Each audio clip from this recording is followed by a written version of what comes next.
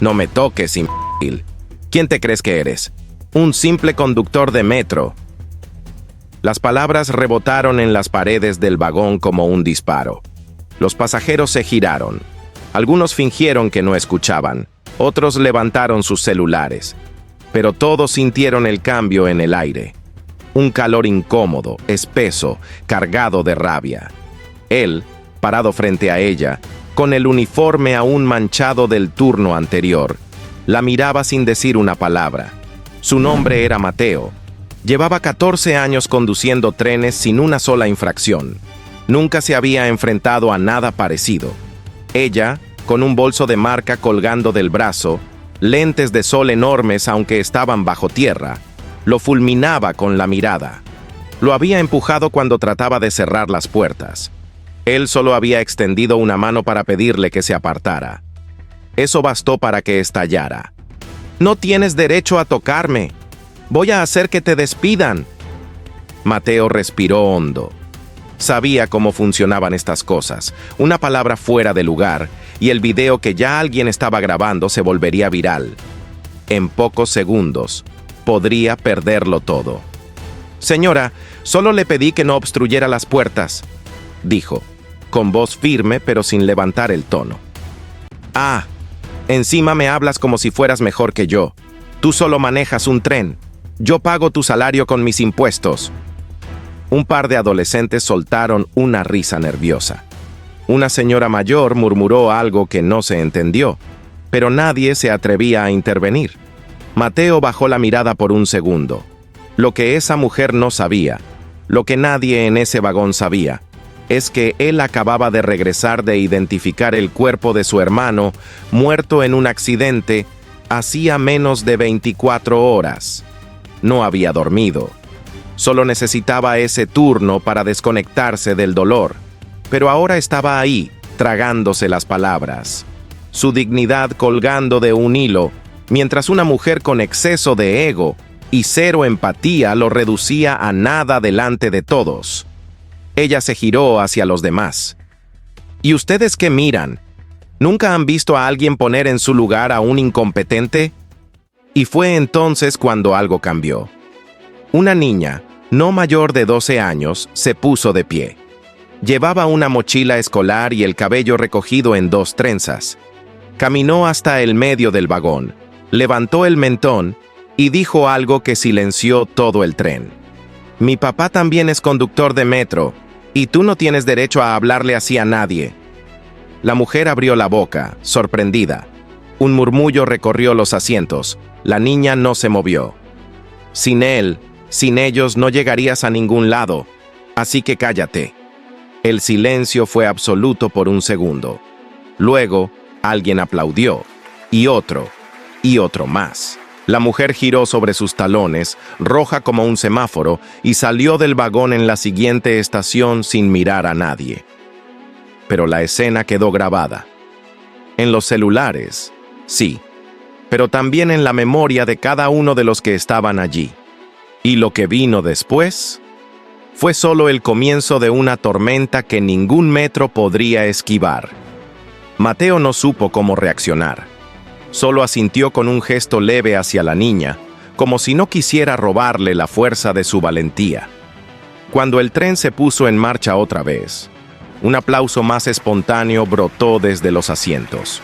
No por él, por la niña, por alguien que, sin darse cuenta, había puesto un espejo frente a todos. Pero no fue hasta que llegó al andén final que la verdadera sacudida comenzó. Un supervisor lo estaba esperando. Cara tensa, manos cruzadas sobre la carpeta. «Mateo, ven a la oficina. Es urgente». Entraron en silencio. Mateo tenía el estómago revuelto, pero no por miedo. Era otra cosa. Un presentimiento. Como si supiera que esa escena en el vagón era solo la chispa. «¿Qué pasó?», preguntó mientras se quitaba la gorra con el logo de la empresa. El supervisor suspiró y giró el monitor. Ahí estaba el video. La mujer gritando, él callado, la niña enfrentándola. Y al lado, una cifra de visualizaciones que crecía cada segundo. Esto ya está en redes, y va muy rápido. Mateo no sabía si eso era bueno o malo. No estás suspendido, añadió el supervisor, pero Recursos Humanos quiere hablar contigo. También varios medios quieren una entrevista. ¿Una qué? La gente está diciendo que representas a todos los trabajadores invisibles, que fuiste valiente por quedarte en silencio, que no caíste en la provocación. Mateo rió por dentro. No había sido valentía, había sido agotamiento. Ni siquiera había tenido energía para defenderse. Horas después, en casa, su celular vibraba sin parar. Amigos, conocidos, incluso un primo al que no veía hace años, lo felicitaban. Un hashtag con su nombre comenzaba a recorrer Twitter. Pero entre todos los mensajes, hubo uno que lo desarmó. Mi papá estaría orgulloso de ti. Lo que hiciste fue más que no responder. Fuiste un ejemplo. Lucía, la niña del vagón. Se quedó mirando esa frase durante varios minutos. No sabía cómo la había encontrado, pero ahí estaba, y algo se quebró dentro de él. Al día siguiente, lo llamaron de un programa de televisión. No quería ir. Odiaba los focos. Odiaba que lo miraran como si fuese un símbolo. Pero su hija de 10 años, la que no había visto en 3 días por los turnos dobles, le dijo: «Papi, si vas, la gente te va a ver, y van a aprender». Y eso lo convenció. El estudio era frío, las luces, demasiadas. El conductor del programa le sonrió con dientes perfectamente blancos y le lanzó una pregunta. «Mateo, ¿cómo se sintió ser humillado de esa forma?» Mateo respiró. Podría haber dicho muchas cosas, pero eligió otra. «Lo que me dolió no fue lo que dijo, fue ver que nadie más habló, hasta que lo hizo una niña. Una niña de 12 años tuvo más valor que 50 adultos». Hubo un silencio en el plató, genuino, incómodo, profundo. ¿Qué harías diferente si pudieras volver a ese momento? Le habría dicho que mi hermano acababa de morir, que estaba manejando ese tren con el corazón partido, que ese día necesitaba un poco de humanidad, pero no lo hice, porque sabía que para ella, yo no era más que un uniforme. El conductor del programa no supo qué responder. Mateo, sin quererlo, acababa de desarmar toda la narrativa del héroe viral. No se trataba de fama, se trataba de dignidad. Esa noche, el video de la entrevista superó al original, y Lucía volvió a escribirle: «Lo hiciste otra vez. Gracias». Pasaron los días. La euforia se calmó, como todas las olas virales.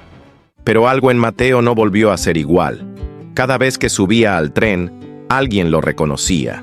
Un gesto con la cabeza, un «gracias» bajito, una mirada cómplice. Y aunque seguía haciendo el mismo recorrido, algo en el aire había cambiado. Lo notó una mañana, cuando una señora subió con una bolsa pesada.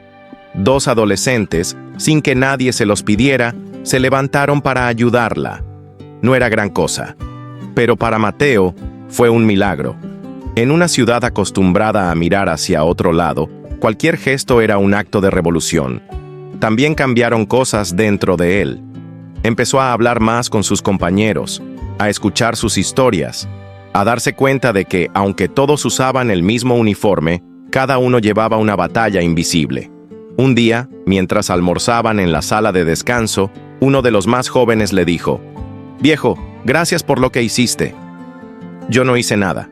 «Exacto, y eso fue lo más poderoso».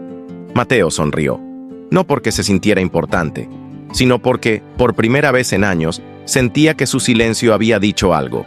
Meses después, recibió una carta, de papel, escrita a mano. La letra era torpe, infantil.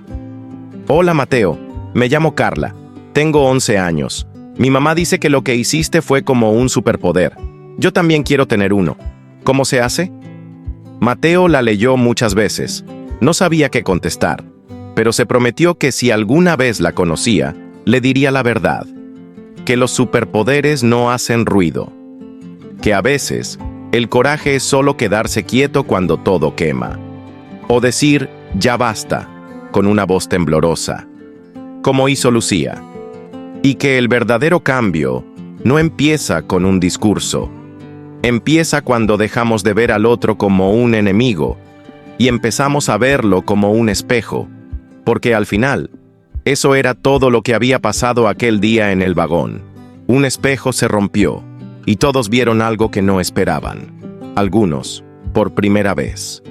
Una tarde de otoño, cuando el sol caía con esa melancolía que solo tienen los días que se sienten finales, Mateo decidió visitar la tumba de su hermano.